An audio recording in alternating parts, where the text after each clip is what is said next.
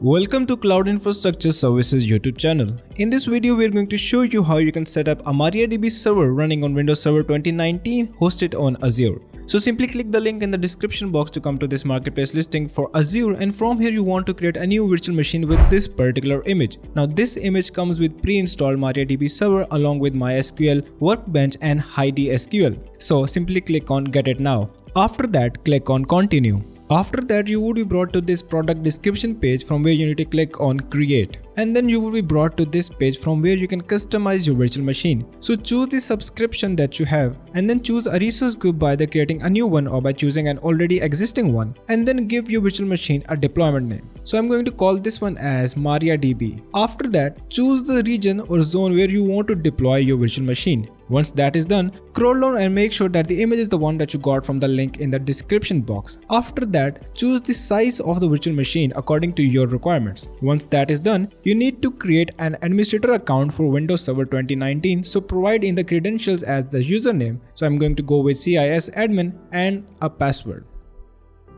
So this is the account that we will be using to log into our RDP connection with our virtual machine. Once everything is done, simply click on Review plus Create. Now this is going to launch a validation process. So simply wait for the validation process to complete. Now once the validation process is done, simply click on this button that says Create to actually create this virtual machine. And then all you have to do is to wait for the deployment process to complete. Now once the deployment process is done, the next step is to connect to our virtual machine using an RDP connection. Now for this, simply click on Go to Resource, and then from this overview page, simply click on Connect and choose RDP. After that, simply click on Download the RDP file, and once that file is downloaded, simply click on it and a remote desktop connection would be launched. So click on Connect and it is going to ask you for the credentials. So click on More Choices and choose Use a Different Account. And in here you're going to provide in the credentials that you have created while creating this virtual machine.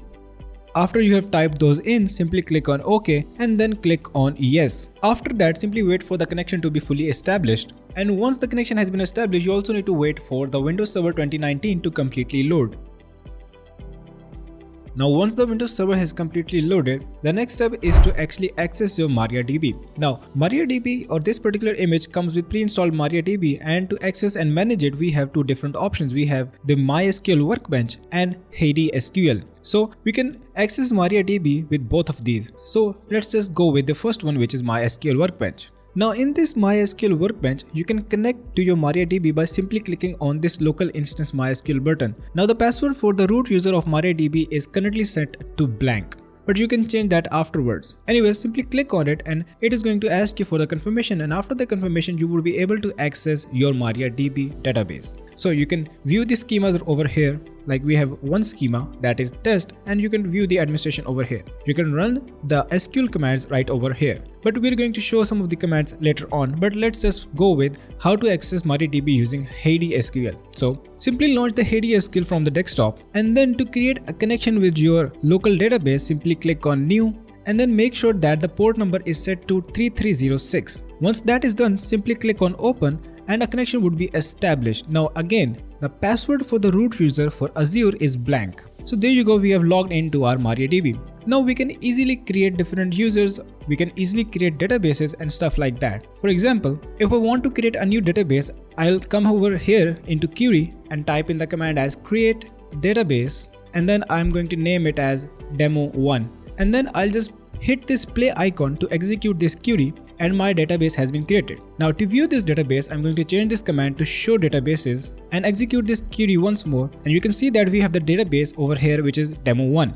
Now if you want to add in new users or edit the old users, you can simply do that by clicking over this icon. Now as you can see, we have the usernames and their host. So click on any of the user, either edit them or create new users by clicking on this add button. Now we can do the same in MySQL Workbench. So if we head back over to MySQL Workbench and log into MariaDB, we can already see that we have the database demo1, and we can run our SQL queries over here. We can create a new database using this icon as well, which is the create a new schema, and I'm just going to call it as demo2, apply, and finish. Now we have created a database using MySQL Workbench, and in case you want to change the root user's password or you want to add in new users, then head over to administration from over here Click on users and privileges, and in here you can manage all of the users. For example, if you want to create a new user, you can simply click on add account, and if you want to change the password for the root user, you can do that by simply clicking on root over here. Now since the root password was blank, I'm going to change it to something else like,